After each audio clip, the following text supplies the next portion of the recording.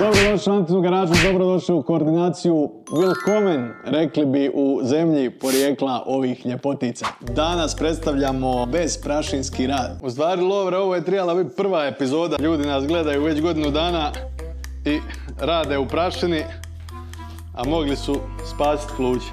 Ajmo špici.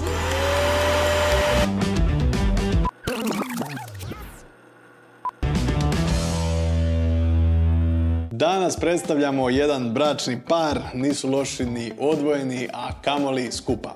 Usisavač i žirafa. U stvari, ako su muž i žena, a ona je žirafa, kako se zove muško od žirafe? Jel postoji ima sad? Žiraf. Žirafo! Žirafael!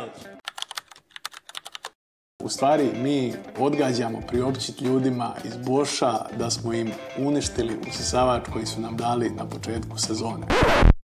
Uglavnom, ljudi nam poslali alate da ih testiramo, a mi udarili s njima crash testove. Cash testove. Bio je s nama po gradilištima, bacite oko na Instagram od Antine garaže, ima reelsa s njim, bio je na snimanjima, sjetite se božićne epizode kad smo usisali tonu pijeska.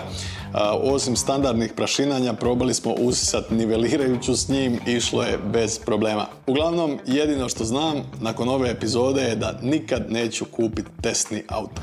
Ljudi iz Boša, oprostite nam, nemojte se ljutiti, možete eventualno nam poslati nekakav mini Bosch da njega testiramo na usisavaču. Mini Bosch! Usisavač je moćan, kvalitetan, jak, robusan, hiperdimenzioniran i po pitanju ove cijevi, odnosno surle, i po pitanju kabla, što vam svakako dobro dođe na gradilištu. Čekaj, ja sam sad rekao da je ovo surla. Onda smo riješili, nije žirafael, nego su to žirafa i slon. Kako oni mogu biti u braku? Ovaj svit potpuno ukrivo iđe. Ako ćemo mu išta spočitat, to je da je ogroman i teško da će vam stati u jedan auto koji nije Caddy ili kombi. S druge strane, rijetko ko ima potrebu za ovakvim usisavačem na gradilištu, a da nema Caddy i kombi, tako da problem riješen. No kad smo već kod te problematike, nije blesavo spomenut da postoji isti ovakav, ali manje zapremnine, on će vam stati di god hoćete. Dobro, u stvari cijene jesu takve da će Knauferi uskoro vozat kabrije, dvosjede, lambe i ostalo, tako da mislim da bi Bosch trebao razmisliti o tome da što manje alate radi. A ako govorimo o vrlinama, ima ih na sve strane. Kao prvo, ovo je M klasa usisavača. Šta to znači? Njegov filter skuplja najsitniju i najfiniju prašinu. Dakle, bilo kakvo brušenje, pilanje, rezanje keramike ili drveta je užasno za pluća, a pritom vam neće pomoći kućni usisavač, jer njegov filter ne hvata sitnu prašinu, on će usisat i opet će razbacat nazad po prostoru.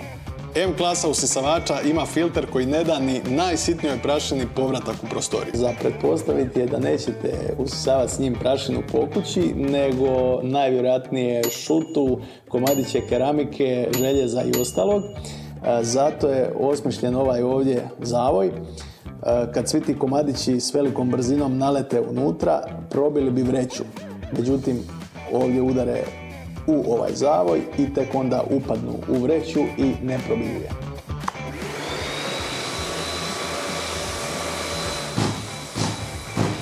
Ovo što ste čuli je funkcija AFC koja se može paliti i gasiti, ovisno o tome koju vreću unutra imate, a AFC znači Automatic Filter Cleaning. Ili ovo samo naš lup? Eto, on sam sebe čisti. Zamislite to. A ako ste se pitali zašto je gore ovako sumnjivo ravan, to je zato da se ovi standardni Boschovi boksovi mogu fino ovdje zakačiti. Gledajte ovo sad. A kako izgleda gospođa žirafa i šta krije ovaj misteriozni boks, saznaćete za tjedan dana. Navijte sat za srijedu popodne i novu koordinaciju. Sviđao kako sam ovo završio dramatično, ko da je Santa Barbara. A naravno, dok se tresete od uzbuđenja sljedećih tjedan dana, skratite si vrijeme brutalnim i neumjesnim lajkanjem naših objava po društvenim mrežama. Vidimo se!